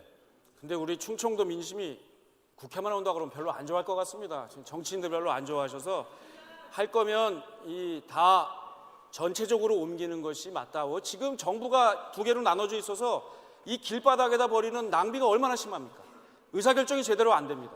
이게 수도가 두 개로 양분돼서 생기는 이 리더십의 문제, 행정의 낭비, 이런 것들을 근본적으로 해결하는 것이 바로 미래를 내다본 지도자의 몫이다 라는 저는 말씀을 드리고요. 박근혜 대통령께서 이제 검찰 조사를 받고 이제 구속 여부가 국민들의 관심사입니다. 저는 정치인이 박근혜 대통령 구속 여부를 구속해라, 불구속해라 이러는 것 자체가 나쁘다고 생각합니다. 왜냐? 국론을 분열시키기 때문에. 어떤 사람은 지금 구속하라고 떠들고 있어요. 그것도 말도 안 되는 거고요. 불구속하라, 이것도 저는 우리 유승민 후보의 말씀에 대해서는 정말 유감으로 생각합니다. 근데 왜 그런 말씀을 하셨는지 말씀을 듣고 싶습니다. 여러 번 이야기했습니다만은 그거는 국론 분열이 아니라 저는 국민 통합을 위해서 그런 말씀을 드렸습니다. 그리고 지금 자유한국당, 바른정당 통틀어서 저만큼 지난 10년간 박근혜 대통령한테 많이 탄압받고 박해당한 사람 없습니다. 저는 그런 말 할 자격이 있다고 생각합니다. 수사받고 기소하고 재판받는 거는 법대로 엄격하게 하라 이겁니다. 그런데 수사받고 기소하는 걸 굳이 그렇게 구속을 시켜가 해야 되냐? 저는 그렇게 생각하지 않습니다. 노무현 대통령도 불구속 수사 다 받았습니다. 한명숙 전 총리 뇌물 받았는데 다 그렇게 했습니다. 자유한국당의 홍준표 지사는 지금 형사 피고인입니다. 1심에서 유죄 받고 지금 1년 6개월 받았어요. 2심에서 무죄 받았어요. 대법원에 가면 한 번 유죄 한 번 무죄니까 제가 보기에 50% 아직 확률이 남아 있습니다. 그런 분 멀쩡하게가 돌아다니고 지금 대선 출마까지 하고 있지 않습니까? 그런데 우리 박근혜 대통령은 그분 잘못했는 거 압니다. 지금도 잘못했다 그러고 잘못 인정 안 하고 헌재 결정 승복 안 하고 국민들한테 진짜 지지자들 그만 집에 가라 그러고 국민 통합을 위해서 메시지 말씀하셔야죠. 검찰에 가서도 잘못했죠. 그렇게 하시면 잘못한 건 잘못했다 그럽니다. 그런데 그거를 굳이 그렇게 구속 수사를 해야 된다? 저는 이해 못 하겠습니다. 아니, 그 판단을 제가 스스로 판단을 하시, 특히 그 박근혜 대통령을 만드는 데 노력하셨던 분들은 똑같은 안타까움이 있을 거예요. 그러나 우리 유승민 후보께서는 바른정당의 지도자입니다. 바른정당의 대선 후보가 되려고 하시는 분입니다. 이런 분이 구속 불구속 여부를 얘기하는 것은 우리 사법체계를 위협하는 일입니다. 왜 정치인이 나서서 대통령을 구속하라 말아 합니까? 그 얘기를 하시지 말라는 거예요. 탄핵 많이 박근혜 대통령들이 핍박 많이 받으셨다? 비서실장도 하셨어요. 저는 박근혜 대통령하고 악연이 좀 오래됐습니다. 그렇다면 제가 더 그런 얘기를 할 수 있다고 얘기를 주장을 해야 될 텐데, 저는 그런 걸 떠나서 구속 여부와 관련된 이야기는 정치인이 왈가왈부하지 않은 게 좋다. 그래서 저는 정말 다시 말씀드립니다. 지난번에 보수후보 단일화 문제도 그랬고요. 이번 이 건도 대통령의 구속 불구속 여부를 바른정당의 얼굴 중에 한 분인 유승민 후보가 말씀을 하시면 하실수록 우리 바른정당이 어려워집니다. 국민들로부터 반감을 삽니다. 그래서 하지 않아 주시기를 정중하게 요청을 드립니다. 예, 그 말씀 잘 알아듣겠습니다만은 저는 제가 대통령이 되면 절대 검찰이나 법원의 판단에 영향을 미칠 그런 이야기 안 하겠습니다. 그런데 지금은 나라가 이 문제 때문에 워낙 찢겨져 있고 앞으로 국론 분열이 심각하게 걱정이 되는 상황에서 저는 정치인으로서 할 수 있는 이야기라고 생각합니다. 하여튼 남은분이 말씀 잘 알아듣겠습니다. 네, 오늘 이후에는 그 말씀을 좀 안 해주셨으면 좋겠어요. 생각을 하시는 건 자유입니다. 그러나 바른정당의 정치 지도자의 한 분이 정말 구속 여부를 말씀하시는 것은 국론을 분열시키는 일이라고 봅니다.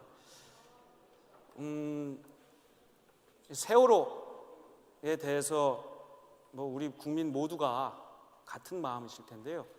우리 유승민 후보께 세월호는 어떤 의미가 있습니까? 세월호는 저한테 국가가 무엇이냐, 2014년 4월 16일 날 그 침몰하는 배 속에서 죽어가는 어린 학생들, 선생님들이 그 사람들한테 국가는 무엇이냐, 저는 아주 근본적인 질문을 저한테 던졌습니다. 그래서 저는 원내대표가 되자마자 그분들 다 만나고, 저는 청와대 대통령 또 해수부 장관이 전부 다 세월호 인양, 세월호 시효자도 못 꺼내게 할 때 이거는 인양해야 된다. 이거는 돈이 얼마나 들더라도 인양해서 이거는 우리 아픔을 치유를 해야 된다. 그렇게 강력하게 주장했던 사람이고, 제가 아까 모두 발언에서 말씀드렸듯이 우리 바른정당은 세월호나 천안함이나 이런 문제에 대해서 이걸 가지고 이념적으로 국민들 갈라지게 하는 그런 짓 절대 하면 안 된다고 생각합니다. 저는 세월호에 대해서 정말 가슴 아프고 국가 역할을 다시 생각이 됐지만, 천안함에 대해서도 그 한미에서 죽어간 46명의 우리 수병들에 대해서 저는 아무도 평택 이함대에 참배하러 오지 않을 때 저는 제2연평해전 천안함은 꼭 기일이 되면 가서 추모를 했습니다. 저는 그래서 이런 문제에 대해서 우리 바른정당은 굉장히 좀 열려있는, 또 국민의 아픔을 진정으로 생각할 수 있는, 그게 군인이든 민간인이든 그런 정당이 됐으면 좋겠습니다. 네, 저도 하여튼 보름 동안 거기 팽목항에서 진도체육관에서 함께 부모님들과 먹고 자고 하면서 정말 안타까워했던 그런 시간이 떠오릅니다. 세월호 같은 일이 다시 벌어지지 않도록 하는 것이 세월호에서 희생된 분들을 기리는 가장 훌륭한 법이라고 생각합니다. 세월호는 바로 우리 사회가 갖고 있는 모든 부패, 부조리, 이것이 하나로 합해져서 나타난 국가적 비극입니다. 이 유승민 후보께 경제 하나 여쭤보겠습니다. 유승민 후보께서 이 중복지 중부담 얘기를 하시면서 증세 얘기를 하셨어요. 조세 부담률을 지금 18%에서 한 22%까지 올리자고 하셨는데, 지금과 같은 어려운 시기에 5년 동안 하시겠다고 그랬습니다. 그러면은 이 지금처럼 어려운 시기에 기업이나 근로소득세를 이렇게 올리는 것, 이것이 과연 우리 경제를 제대로 만드는 방법일 것이냐에 대해서 한번 말씀해 주시기 바랍니다. 흔히들 감세가 경제를 살린다 그러는데 그거 다 틀린 거라고 입증이 되고 있습니다. 우리가 이명박 정부 때 법인세 낮춰봤지만 그런다고 해서 기업들 투자 안 합니다. 제가 중부담 중복지라 그러는 거는 우리나라의 어려운 분들을 위해서 지금 복지가 이렇게 낮은 수준에서 OECD 평균 수준으로는 끌어올릴 필요가 있다.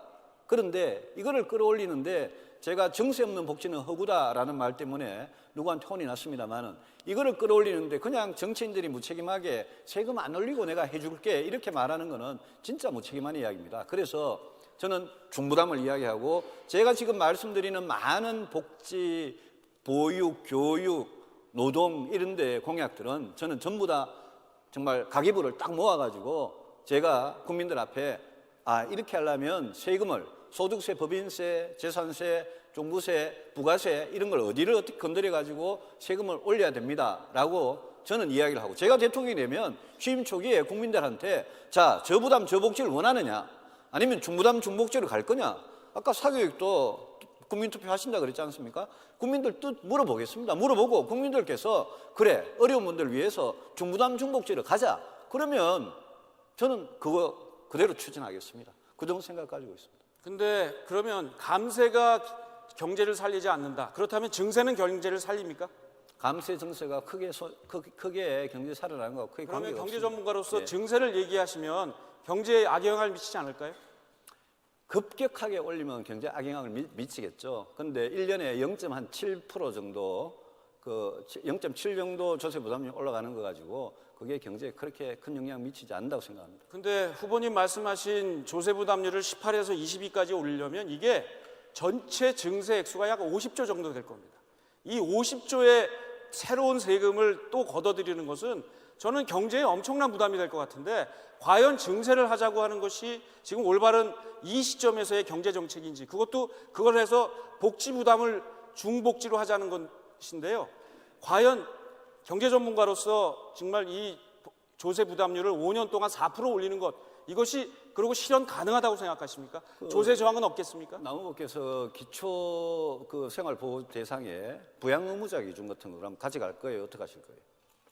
말씀을 계속 하시죠. 아니요 물어보잖아요. 지금 하고 있는 대로 계속 할 겁니다. 저는요. 그러니까 부양 의무자 기준을 지금 하고 있는 그대로 한다. 그럼 부양 의무자 기준을 폐지 안 할 거다 이거죠. 좀 생각해 보겠습니다.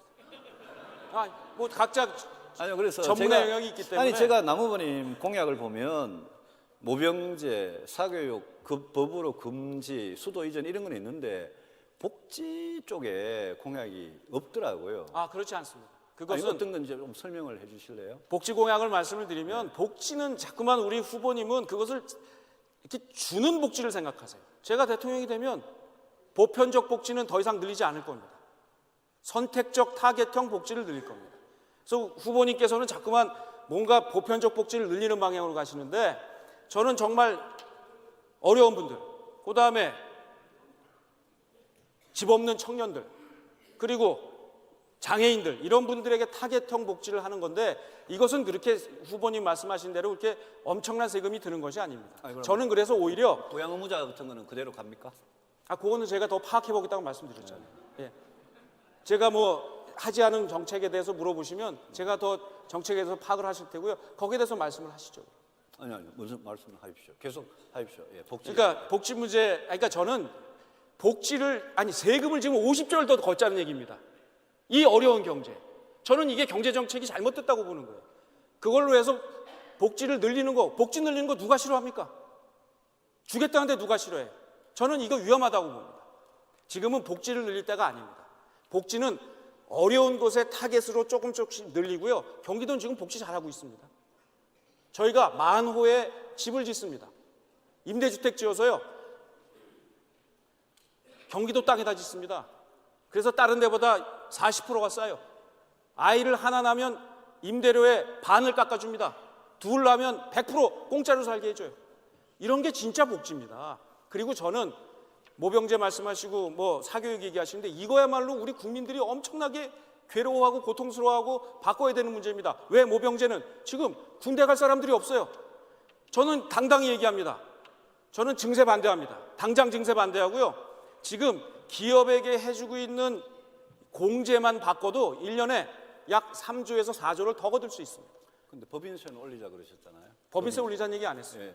법인에 대한 이 공제 제도를 이 간추린 것만 그것도 해도 사실상 증세인데 국방 예산 때문에 증세하자는 이야기는 하지 않으셨어요? 그렇습니다. 제가 그래서 군에다가 돈을 더 쓰고 군인의 처우를 개선해주고 우리의 국방에 필요한 이러한 무기를 도입하고 이러는데 저는 약 1년에 3조에서 4조 정도를 이 법인세에 대한 공제를 축소하는 형식으로 얻은 돈을 국방을 튼튼하게 하자. 그것이 대한민국의 새로운 안보 정책이라고 말씀을 드렸는데 후보님께서는 무려 50조를 4년 동안 더 걷어가지고 그걸로 중복지를 하시겠다고 하는데 50조라고 지금 고정된 거 확정된 건 아니고요. 저는 50조라는 숫자를 한 번도 이야기한 적이 없고. 제가 한번 계산을 해봤습니다. 아니요. 그런데 그게 이제 왜냐하면 조세 부담률이 조금씩 올라가는 거니까. 전체로 보면 그건 뭐 계산 방식의 차이겠죠. 근데 어쨌든 증세는 안 하시겠다.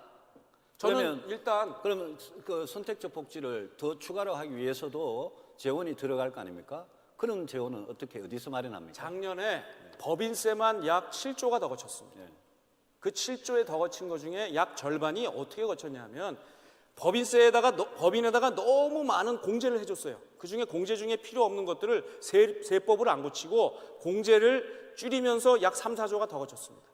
아직도 그것을 더 줄일 여력이 있는 게 약 7, 8조가 됩니다. 근데 다 없애면 R&D 같은 게 안 되니까 그 중에 한 절반 정도만 더 없애도 세법, 아니 국회에서 법인세 올리자 내리자 놓고 얼마나 또 국론 분열이 되겠어요. 그러지 말고 그 공제 제도를 바로잡는 것만 해도 한 3, 4조가 더 거치는데 그런 돈으로 저는 예산을 쓰자는 얘기입니다. 모병제 하는 데는 돈이 얼마나 더 듭니까? 모병제는 2023년부터 하게 됩니다.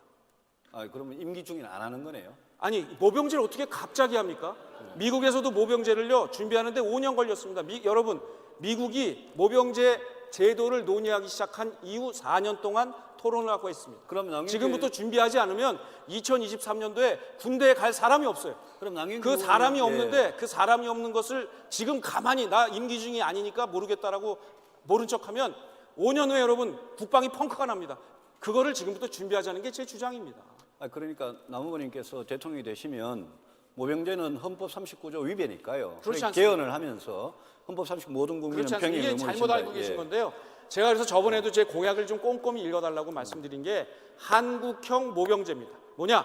국방의 의무를 안 하는 게 아닙니다. 국방의 의무를 다 하십니다.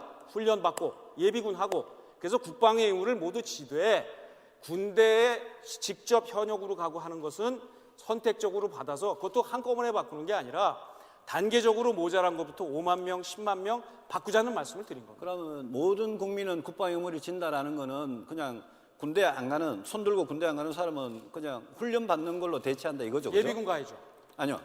예비군 말고. 예비군도 국방의 의무 중 하나입니다. 아는데 제가 젊은이가 있으면 20살 젊은이가 있으면 자원해서 군대 가면 모병제로 가는 거고. 그렇습니다. 그죠? 군대 안 가는 사람은 훈련을 받는다 그랬잖아요. 그렇습니다. 그때부터 20살부터 예비군이다 이거죠. 군대 안 간 사람은 그렇게 되는 거죠. 군대도 안 갔다는데 예비군이에요? 아니 그래도 예비군을 해야죠.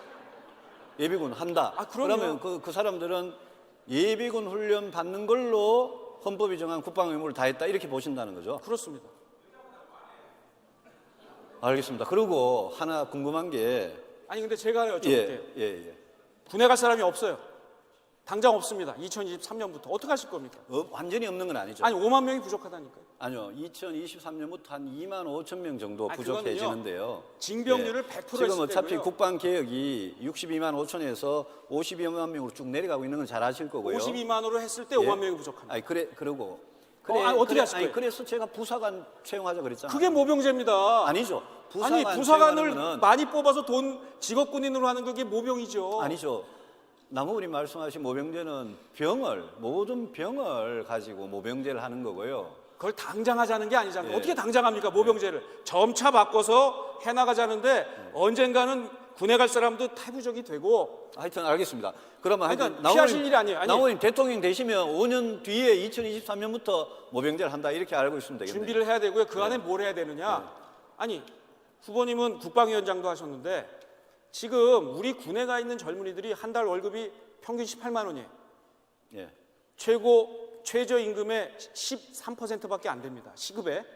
이런 상태로 놔두실 거예요? 아닙니다. 저도 어떻게 하실 거예요? 저도 국방위원장 있을 때 계속 병사들의 월급은 계속 올려왔고요. 근데 지금 그 모양입니다. 지금 그 모양이니까 올려야죠. 올리는 거 찬성하는데. 근데 아니 왜 올리는 거에 대한 찬성하는데요. 뭐 갑자기 얼마까지 올릴까요? 갑자기 1등병, 2등병한테 월급이 200만 원을 준다. 그거는 구급 고문 월급을 준다 그랬잖아요. 그건 2023년도 얘기고요. 2023년이 지금 5년밖에 안 남았는데. 준비를 해야죠. 네. 그것도 5만 명을 준비하는 거고요. 자, 제 고향은 이겁니다. 군에 계신 장병 여러분, 그리고 군에 병을 보내신 우리 부모님 여러분, 지금 우리 젊은이들이 시급 13% 받고 군에서 고생을 하고 있습니다. 이거는 국가가 이렇게 해서는 안 됩니다. 우리 대한민국 이제는 최소한 군인들에게, 그 젊은 나이에 병역의 의무를 다하고 있는 군인들에게 최소한 최저임금의 50%는 줘야 합니다. 그래야 100만 원이 안 돼요. 이 정도를 주자는 게 왜 어렵습니까? 근데 이거요, 제가 이미 공약을 했습니다. 1년에 조금씩 올려서 약 5년 동안 제가 대통령 되면 2022년까지 하겠습니다. 얼마 드느냐? 약 7조 정도 듭니다. 5년 동안 7조 듭니다. 연간 평균 1조 조금 더 드는데, 저는 대한민국 국민들 동의를 얻어서 군인 장병들 월급 최소 지급의 절반까지 올리겠습니다. 예, 저도 찬성합니다. 저는 그 군인들 월급을 올려주는 데는 적극 찬성을 하고요. 다만 그거는 나무 말씀하시는 모병제 아니라 징병제에서 그래 하자는 거잖아요. 그러니까 그거는 뭐 서로 이견이 없는 걸로 그러면 정리를 하겠습니다. 시급 예. 50%를 올려주는 거에 대해서 바른정당의 공식 아닙니다. 공약을 해도 50%는 되겠습니까? 생각을 해보겠습니다. 생각해 그럼 보는데 몇 프로까지 지금 하시겠어요? 병장이 생각만 하지 마시고. 아니요, 병장이 20만 기초부양 부양 의무자도 생각해 보신다면서요. 예. 그러니까 저도 생각해 볼게요. 알겠습니다. 예. 근데 50% 그러니까, 괜찮습니다. 아니 그러니까 그 최저임금의 50%를 주려면 한 70만 원 넘게 줘야 되는데 그렇습니다. 최저임금이 굉장히 빠르게 올라가고 있기 때문에 그것도 예산이 더 늘 겁니다. 제가 그래서 공약을 그거는 하나 생각을 보내드리겠습니다. 해봅시다. 그거는 그래 되면 근데 저는 바른정당의 우리 미래를 위해서, 대한민국의 미래를 위해서 우리 바른정당이 군인들에게, 현재 현역으로 가 있는 군인들에게 제대로 된 봉급을 드리자는 공약을 하는 건 좋은 거 아닐까요, 여러분? 저는 뭐 똑같은 차원에서 어려운 분들, 송파 세모녀 같이 어려운 분들, 그런 분을 위해서 부양 의무자 폐지하자. 이거 돈 많이 듭니다. 많이 드는데 저는 세상에서 아들이 월급을 받는다고 해서 부모한테 용돈 한 푼도 안 주는 아들이 월급을 받는다는 이유로 부모가 찢어지게 가난하게 사는데 국가가 도움의 손길을 안 준다라는 대한민국밖에 없습니다. 그래서 제가 부양 의무자 기준을 폐지하자는 그런 이야기를 드린 거고, 낙무부께서 좀 전향적으로 검토를 해주시기를 바랍니다. 우리 둘 다 한 20초밖에 안 남아가지고 저는 마무리 발언은 그냥 그대로 드리겠습니다. 2분 더 있습니다. 2분이 더 있어요. 예, 됐으니까 이것은 이걸로 토론을 마무리하고요. 예. 뭐 됐습니다. 그러면 저는 그럼 저는 이게 바로 토론의 힘이라고 봅니다. 왜냐하면 서로 다른 의견들이 부딪힙니다. 그러나 그 과정을 통해서 합의점을 찾아갑니다. 이것이 바로 민주주의의 묘미입니다. 바른정당에서 제일 안타까웠던 게, 제가 당 만들어지자마자 이런 토론을 누차 하자고 했는데 어떤 이유에서였는지 늘 거부를 당했습니다. 처음부터 이렇게 했으면 우리 바른정당 지지율이 지금 20%, 30%까지 갔을 텐데 참 아쉽다는 말씀을 드립니다. 쓰시겠습니까? 쓰시겠습니까? 아니면 아니요, 쓰겠습니다. 예. 자, 그럼 17초는 안 쓰시기로 지금 말씀을 하셨습니다. 자, 잘 보셨죠? 아마 다른 정당에서는 도저히 볼 수 없는 그런 토론회입니다. 아마도 앞으로 몇 년 동안은 이 한반도에서는, 아시아에서는 더 이상 볼 수 없는 그런 토론회를 여러분들이 보셨습니다, 여러분. 자, 두 분께 박수 한번 부탁드리겠습니다.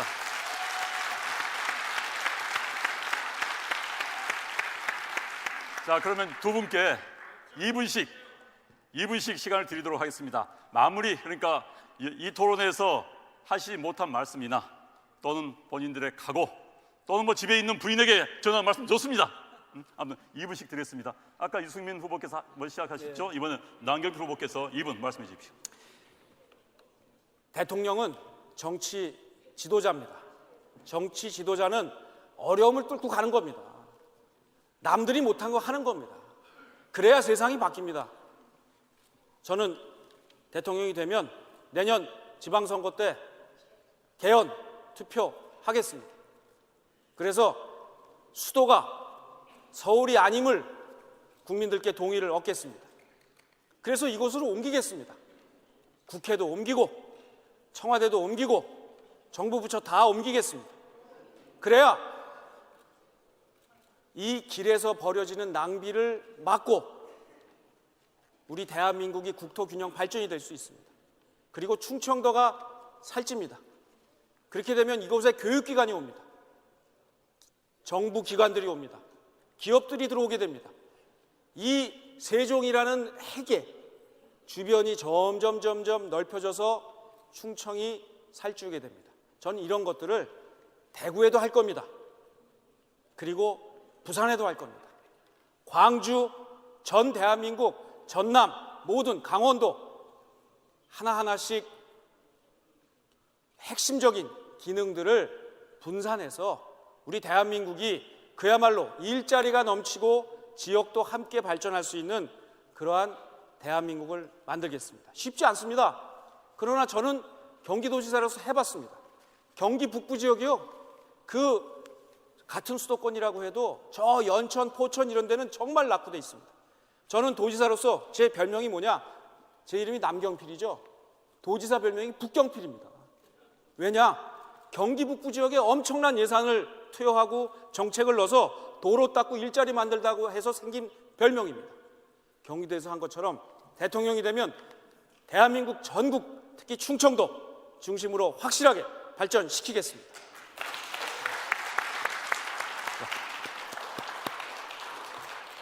오늘 토론 어떻게 보셨는지 모르겠습니다. 한 2시간 가까이 충분하지는 못했지만 많은 문제에 대해서 이야기를 드렸던 것 같습니다.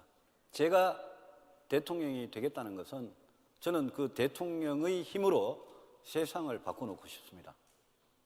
저는 부패한 정치, 국민은 생각하지 않는 정치, 그런 역대 대통령들의 모습에 내가 해보고 싶다. 내가 저 자리 가서, 제가 무슨 자리 욕심 있는 사람 아닙니다. 제가 저 자리 가서 저 대통령의 막강한 힘과 무거운 책임감과 그걸로 저는 이 세상을 한번 바꿔놓고 싶습니다.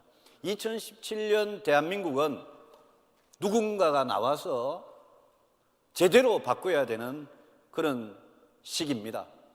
민주당의 후보들, 제가 보기에는 국민들께서 그런 높은 지지율을 줄 그만한 능력과 철학이 없는 사람들입니다. 지금 우리 굉장히 어렵지만 저는 세상을 바꾸는 것은 처음에 단둘이, 셋이, 4명 이렇게 시작합니다. 저는 지금부터 여러분들과 함께 세상을 바꿔보겠습니다. 그것도 우리가 새누리당을 탈당했을 때 그 심정으로 무엇이 개혁적 보수고 무엇이 급진 좌파들하고 다르고 무엇이 낡고 부패하고 기득권에 집착하는 새누리당, 자유한국당하고 다른지 그 길을 우리가 갈 때만 국민들께서 봐주실 겁니다. 지금 우리가 겪고 있는 어려움은 그 길을 제대로 안 가기 때문입니다. 저는 시간이 걸리더라도 반드시 그 길을 가겠습니다. 제가 대통령이 되면 여러분들, 제가 오랫동안 일관되게 이야기했던 그 따뜻한 보수, 정의로운 보수, 깨끗한 보수, 그게 얼마나 국민들에게, 우리 젊은이들에게 자랑스러운 보수인지를 제가 증명을 해보이겠습니다. 저를 선출해 주시면 제가 하나씩 밟고 올라가서 반드시 5월 9일 날 여러분께 승리를 안겨드리겠습니다. 고맙습니다.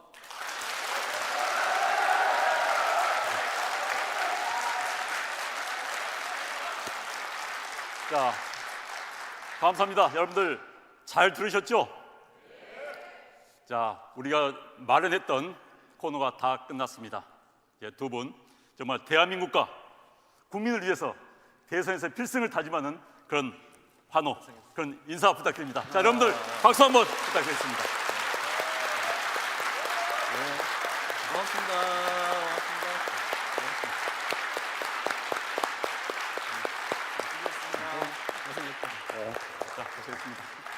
고생했습니다. 수고하셨습니다. 오늘은 마지막 발언이 없네요. 네, 이게 마지막 발언. 예. 자, 이걸로 모든 코너는 마치도록 하겠습니다.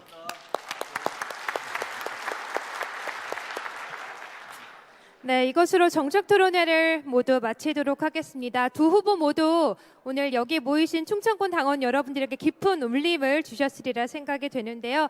자, 오늘 함께해 주신 당직자 여러분들 또 당원 여러분들 진심으로 감사합니다. 여기서 마치도록 하겠습니다. 감사합니다.